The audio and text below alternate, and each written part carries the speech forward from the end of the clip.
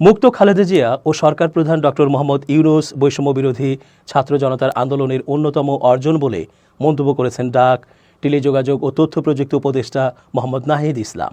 বৃহস্পতিবার রাতে নিজের ভেরিফাইড ফেসবুক আইডিতে দেওয়া একটি পোস্টে এ মন্তব্য করেন তিনি। নাহিদ ইসলাম তার ফেসবুক আইডিতে বিএনপি চেয়ারপারসন ও সাবেক প্রধানমন্ত্রী বেগম খালেদা জিয়ার সঙ্গে সাক্ষাতের কয়েকটি ছবি পোস্ট করেছেন। ছবির বর্ণনায় তিনি লিখেছেন, সশস্ত্র বাহিনী দিবসের অনুষ্ঠানে বিএনপি চেয়ারপারসন বেগম খালেদা জিয়ার সঙ্গে আন্তরিক পোস্টটি শেয়ার করে নাহিদ ইসলাম লেখেন, মুক্ত খালেদা জিয়া ও সরকার প্রধান ডক্টর মোহাম্মদ ইউনূস বৈষম্য বিরোধী ছাত্র জনতার আন্দোলনের অন্যতম অর্জন। জানা যায়, দীর্ঘ 14 বছর পর সশস্ত্র বাহিনী দিবস উপলক্ষে ঢাকা সেনানিবাসের সেনাকুঞ্জে সংবর্ধনা অনুষ্ঠানে যোগ দিয়েছেন সাবেক প্রধানমন্ত্রী ও বিএনপি চেয়ারপারসন বেগম খালেদা জিয়া।